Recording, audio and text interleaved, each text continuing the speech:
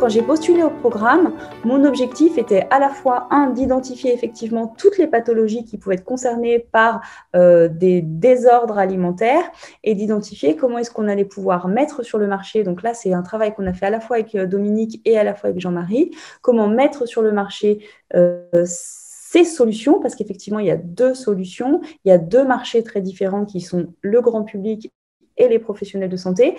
Quels étaient les bénéfices pour chacun d'eux et comment faire se rejoindre ces deux acteurs et identifier quel était le meilleur modèle économique pour adresser le marché au mieux.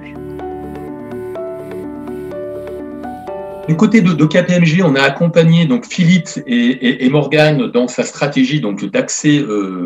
au marché, qui est une vraie problématique pour les startups de manière générale, puisqu'il souvent il faut effectivement traiter des problématiques qui sont liées donc à la réglementation, dispositif médical ou non, au développement de son offre de valeur, donc de son modèle économique ou encore effectivement la mise en place d'un modèle opérationnel, sachant que l'enjeu premier, c'est de pouvoir donc pénétrer le marché le plus rapidement possible avec une offre de valeur qui est viable. Nos premières discussions avec Morgane, elles ont été centrées vraiment sur l'intérêt de développer l'offre Philippe vers des nouveaux utilisateurs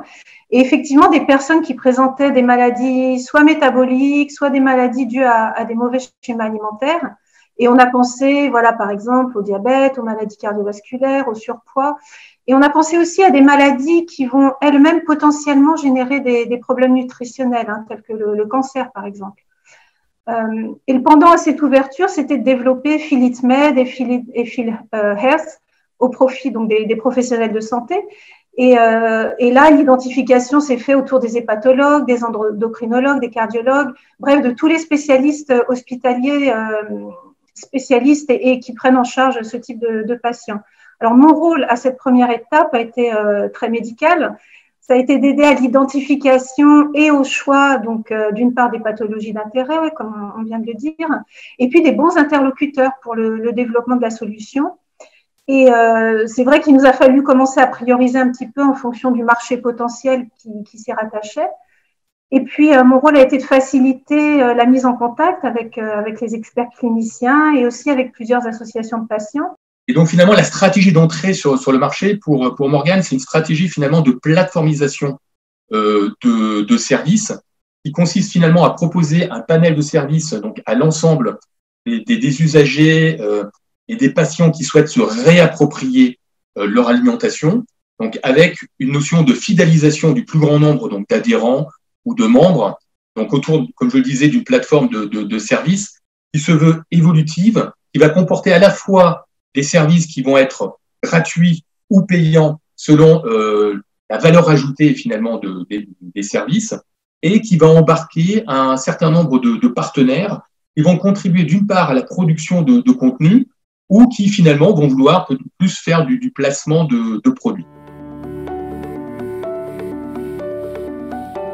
PhilHealth, je l'ai lancé pile au début du confinement, c'est-à-dire que je l'ai lancé début mars, avec cette ambition de développer PhilHealth et de développer la notoriété et surtout l'usage de PhilHealth auprès des professionnels de santé. Comme l'a dit tout à l'heure Dominique, on a beaucoup travaillé avec Dominique à contacter des professionnels de santé, à présenter PhilHealth à des services à la fois de nutrition, à la fois en hépato, dans tout un tas de spécialités différentes. Et on a vu rapidement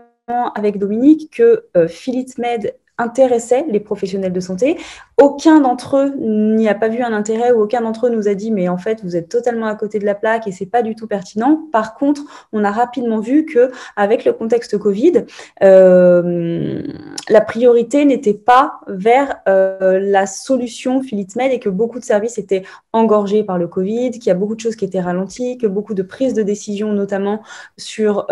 intégrer des nouveaux outils numériques, thérapeutiques. Et du coup, c'est là où quand j'ai vu que le développement du modèle économique auprès des professionnels de santé allait prendre plus de temps, mais que la communauté était très en demande d'un accompagnement à la fois de webconférences données par des professionnels de santé, à la fois d'un accompagnement sur des idées recettes